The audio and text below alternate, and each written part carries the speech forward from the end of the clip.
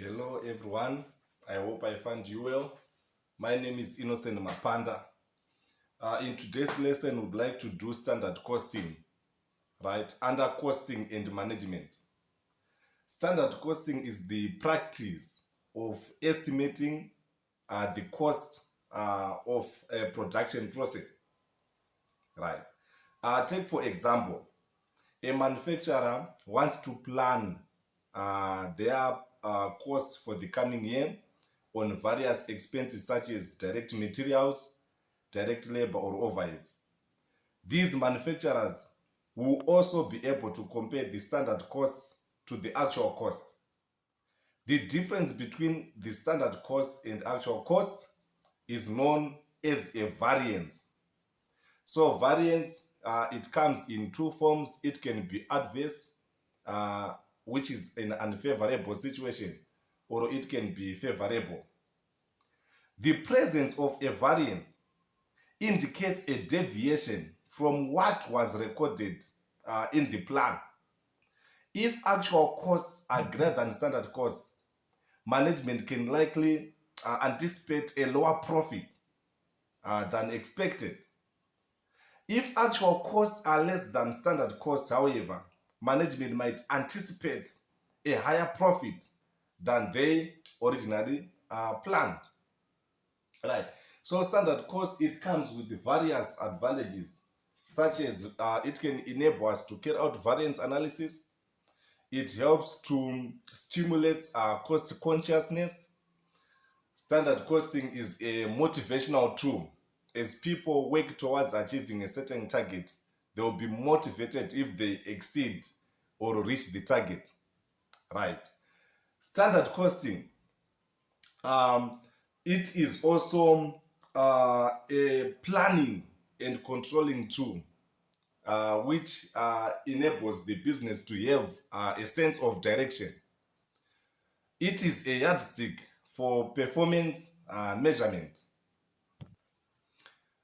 It helps to ensure effective allocation of resources, as well as foretelling future possible shortages. Standard costing, it enables management by responsibility, right? As each individual or department will be given a target to achieve, right? So it is a topic which comes with various advantages, right? So today we'd like to start with material variances, how to calculate material variances, right?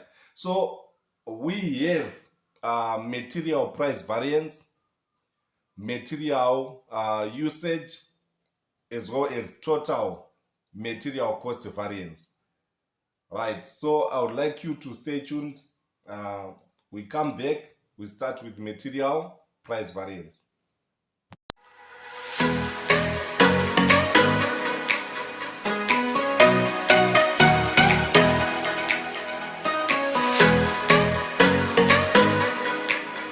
Right, so we'd like to start with material price variance. Right, the formula is SP minus AP times AQ.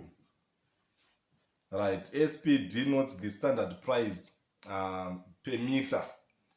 AP represents the actual price per meter. Do not confuse SP with standard price per unit. No, it's not standard price per unit, but it's standard price per material, right? If the product is using maybe, take for example, bread, we use flour, right? So this will be standard price per kg of flour, right? So according to this question, Milkers Limited manufactures a single product, right? The standard cost per unit for the month of April 2014 was direct material 4 pounds per meter, right? So the 4 pounds per meter is the one that we refer to as the standard price, right? So I'm going to place 4 on the standard price, right?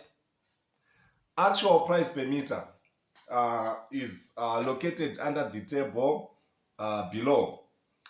The actual results for April 2014 were direct materials 92,000 meters with a total cost of 377,200. So to calculate the actual price, we have to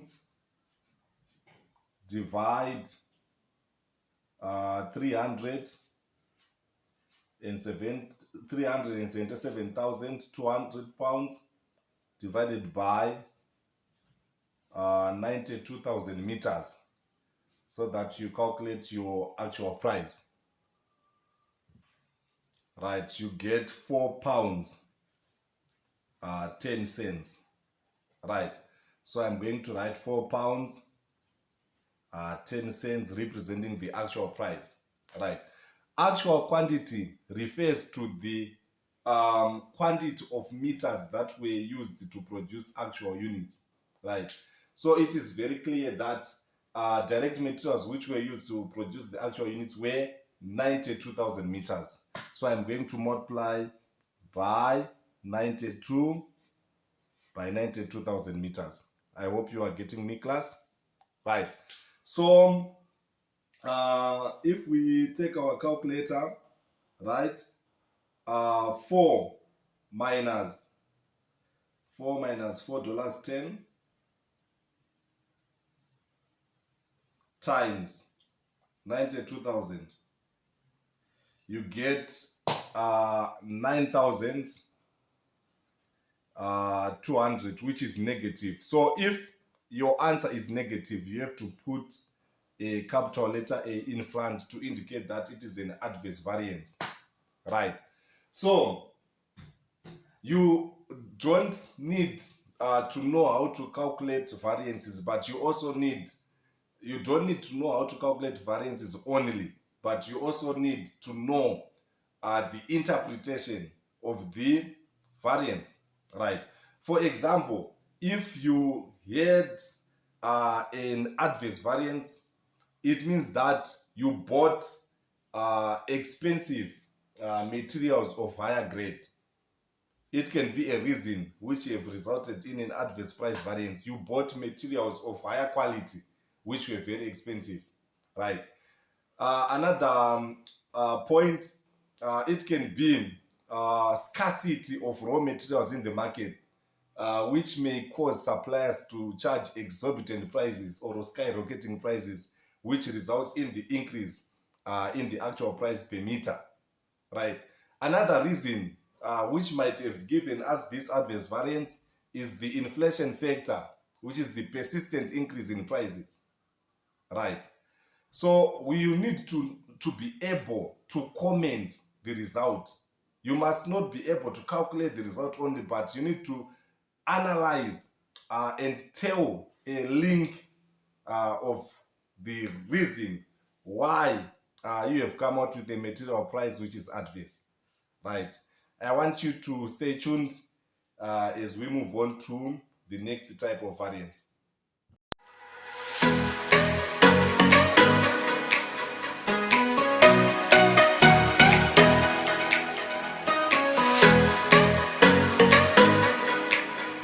Welcome back to our third segment. Right, we are now moving on to material usage variance. Right, the formula for material usage variance is SQ, which is the standard quantity, minus AQ, which is the actual quantity, times SP,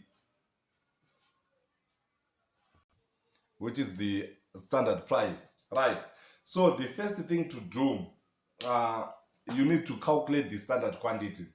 Right, standard quantity refers to the quantity of meters, right, that we have budgeted, right, to produce the units which are equal to the actual units. Right, so what you need to do, you use the formula SQ is equals to SQ per unit times actual production units, right? SQ is equal to SQ per unit times actual production units, right? So by SQ per unit, I refer to the number of meters that were consumed by 1 unit. Number of meters consumed by 1 unit is the SQ per unit, right? So if we move on to our standard cost sheet, right, 4 pounds per meter is the cost of direct materials per meter, right? But the cost or the total cost per unit is 24 pounds, right? So to identify the consumption of meters per 1 unit, we have to take 24 pounds and divide 24 pounds by 4 pounds. 24 pounds, right, it refers to the total direct material cost per unit. 4 pounds, it refers to the cost per meter, right? So we want to identify the number of meters that were consumed by 1 unit, right? So 4 into 24, you get 6 meters. So it means that 1 meter of our product, right, is expected to consume 6 meters as per standard cost sheet card, right? So I'm going to multiply 6 meters by the actual production units, right? How many units were produced, right? Budgeted production was 16,000, budgeted sales was 15,000. The actual results for April were, right? So the last statement below the actual cost table says that actual production for April 2014 was 15,600 units, right? So I'm going to multiply 15,600 times 6 meters to identify the standard quantity per unit.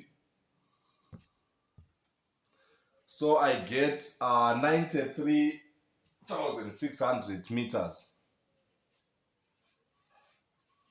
which is the standard quantity, right? Right, so I'm now substituting 93,600 minus actual quantity of 92,000 times the standard price of 4 pounds. It gives you 6,400 favorable, right? So a favorable result is good for the manufacturer, right? Having a material usage which is favorable, we have possible links such as the use of skilled labor. If we use skilled labor, they tend to save materials. They do not waste materials, right? Material usage, it means that we have used less quantity than anticipated, right? So another reason can be a high staff morale and motivation amongst the workers. If workers are motivated, they also tend to save materials when doing their production, right? Another reason is the use of materials and equipment of high quality. If materials are of high quality, we tend to incur less wastage. If equipment is up to date, we tend to save as we do the production process, right? I hope you are getting me, class. So this material cost variance can also be calculated using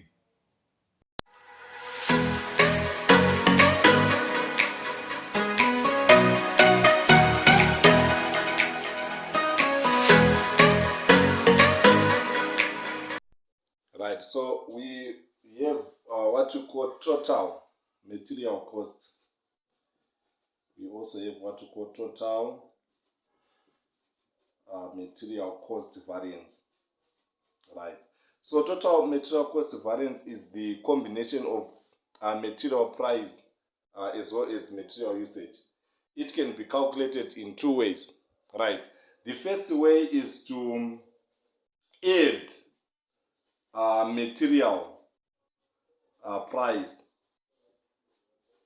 with material usage. If you add material price variance with material usage variance, you get what you call total material cost variance, right? So in our previous segment, right, we calculated material price and it gave us 9,200 adverse, right? Then the material usage was 6,400 favorable. So the adverse, it means that the 9.2 is a negative result. So you write negative 9.2, then you add it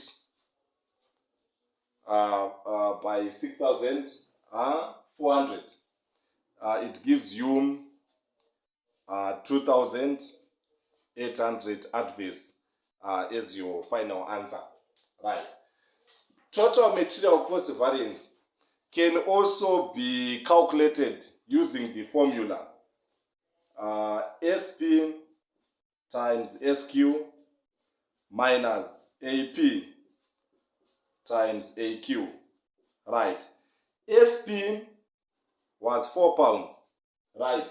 Then SQ was 93,600, less AP was $4.10 pounds times actual quantity of 92,000 meters, right? So if you punch this in your calculator, you will still get 2,800 adverse, which is the same answer when compared to the first method. I hope you are getting it, class, right? So I want you to stay tuned as we move on to labor cost variances.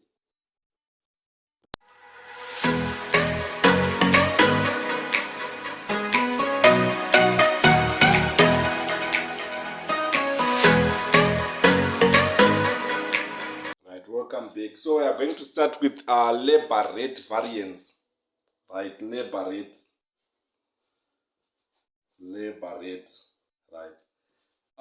The word rate refers to the price paid to workers per hour, right?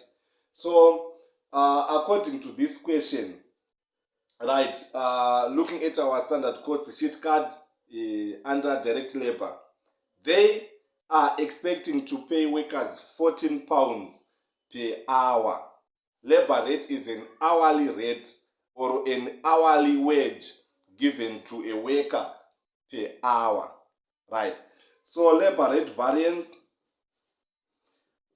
is calculated using the formula standard rate, right, minus actual rate, right, times actual hours, So for the standard rate, I'm going to write 14 pounds per hour, right? Then actual rate. So to calculate the actual rate, direct labor hours for the whole production process were 55,000 hours, and the total labor cost was 786,500, right? So 786,500, which is the total labor cost for the whole actual production. We are going to divide it with the 55,000 hours, right, to get the actual rate per hour.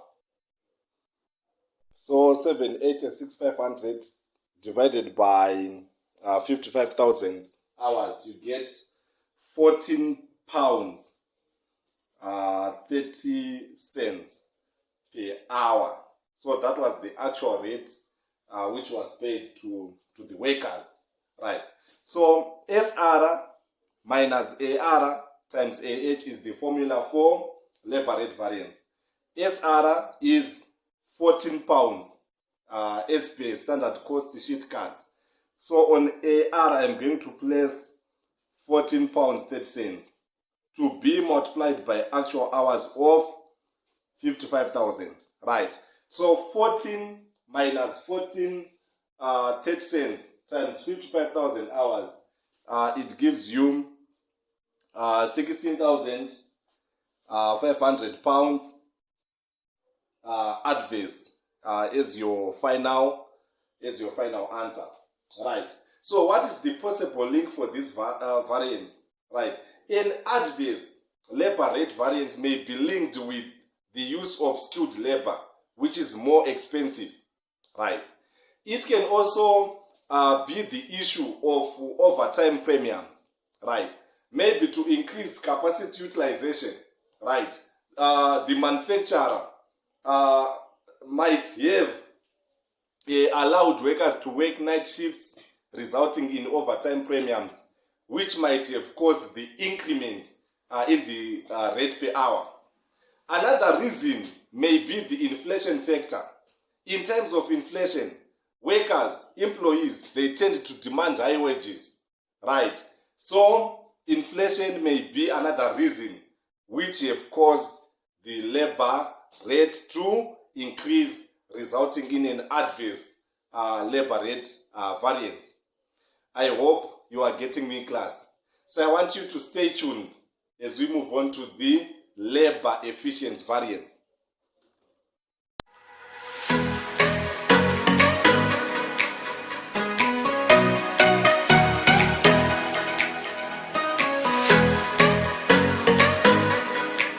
Welcome to labor efficiency variance. Labor efficiency, it is a variance which measures the time budgeted to the actual time used, right? So standard hours is calculated like what we did on standard quantity, right? We calculate standard hours using the formula SH per unit times actual production units, right? So by SH per unit, I refer to the hours consumed when to produce a single unit, hours consumed by a single unit during production, right? So if we look at our standard cost sheet card, the direct labor per hour was 14 pounds, and the direct labor cost per unit was 49 pounds, right? So 49 pounds, the cost per unit, is to be divided by 14 pounds, right? The labor cost per hour. Right, so 49 divided by 14, you get 3.5 hours, right? So 3.5 hours refers to the number of hours that were expected to be used in order to produce one unit, right? So remember, standard hours is calculated using SH per unit times actual units. Right, so I'm going to take 3.5 hours, which is the SH per unit. Then I multiply it by the number of units produced, which is 15,600. Right, it gives you 54,600 hours.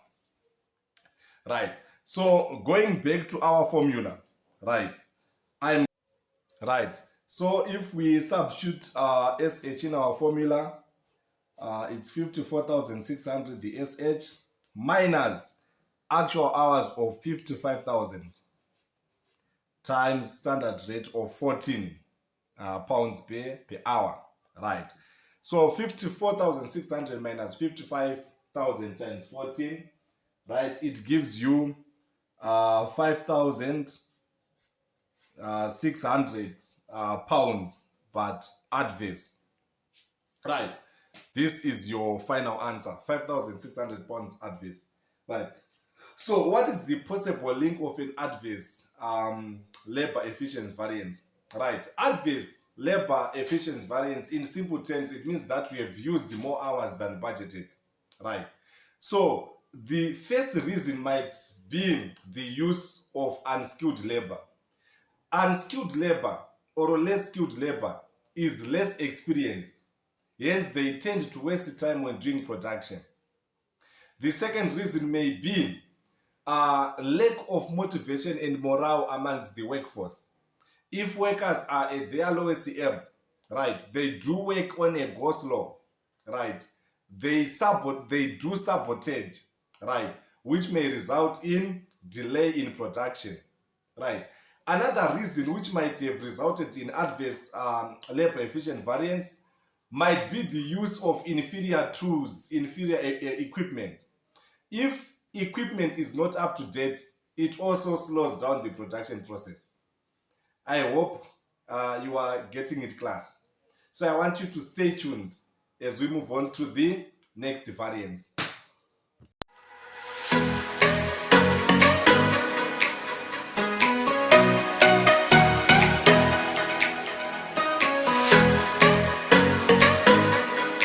Right, we move on to total direct labor cost variance. Right. So total direct labor cost variance is calculated in two ways. The first way is to add the labor rate variance by labor efficiency variance. Right. So remember in our previous segment, the labor rate variance was 16,500 adverse. Right. The labor efficiency was 5,600 adverse.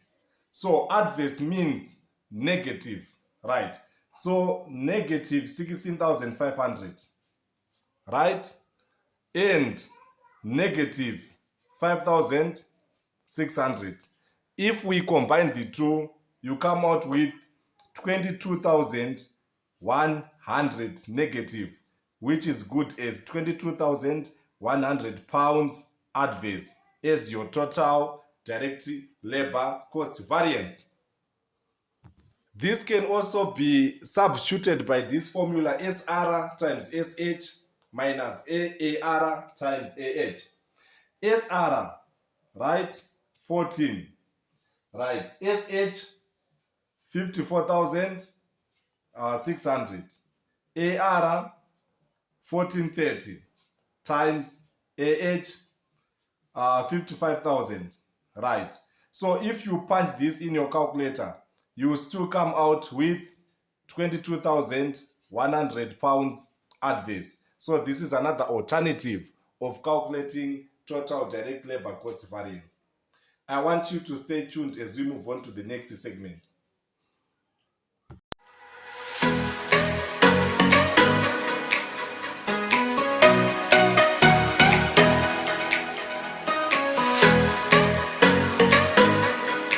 Welcome back. We are now moving on to sales variances.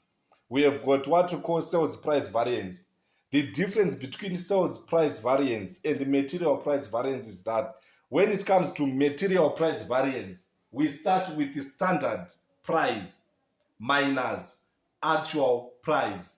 But sales price, we start with actual price minus standard price. The reason being, sales is revenue. It refers to income.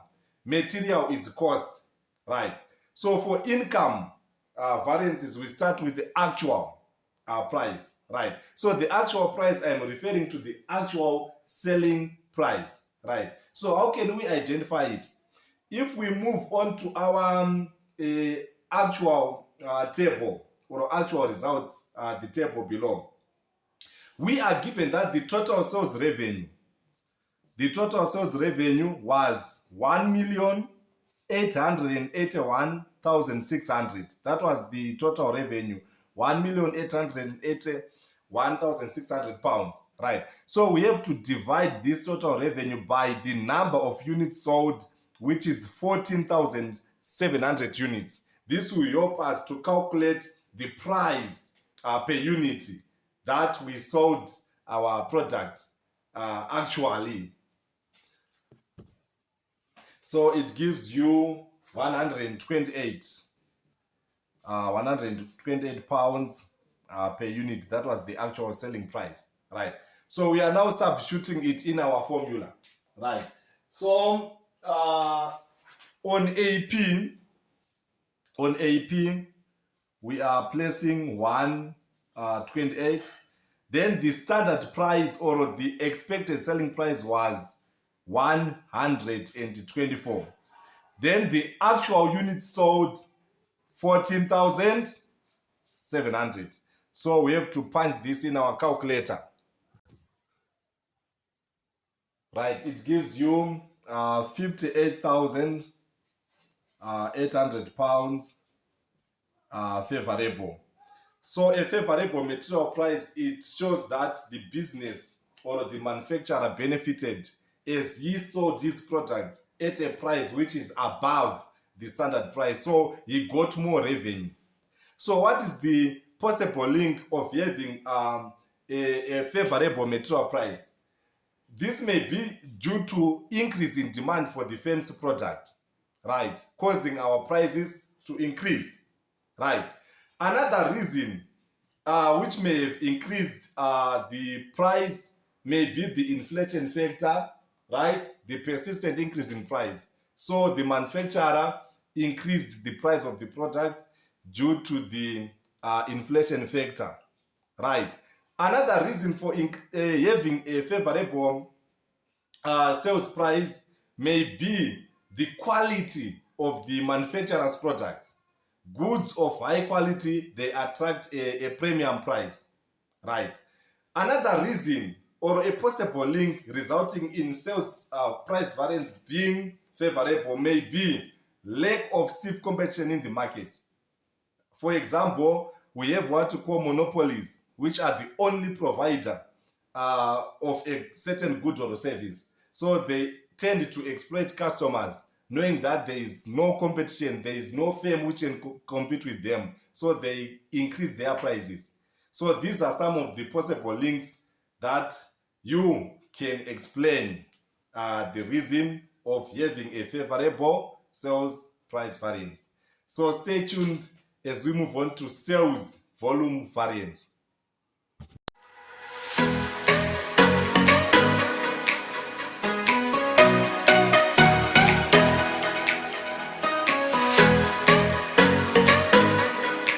Right, let us move on to sales volume variance.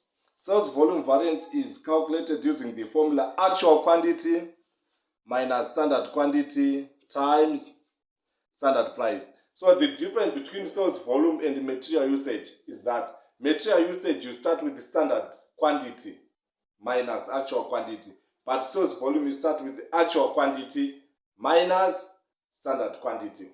Right. So the actual quantity refers to the actual number of units that were sold. We have 14,700 units which were sold. Standard quantity, it refers to budgeted units which were expected to be sold. So we are expecting to sell 15,000 units. Then we multiply with the standard price, which was $124 per unit. Right. So looking at this situation, you can tell that the manufacturer sold fewer units than expected.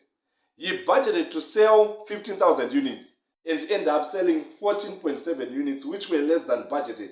So this is an unfavorable situation, right? So 14.7 minus 15,000 times 124, it gives you 37,200 pounds adverse. And the adverse is due to the factor that we sold less units than expected. So this is how you are supposed to calculate the sales volume variance, right? So what could be the reason of having fewer sales than expected? Maybe Milkers Limited, right? Advertising was not that effective, right? Less advertising, it means less sales, right? Less advertising means less sales. So this might have resulted in an adverse sales volume variance. I want you to stay tuned as we move on to the last segment.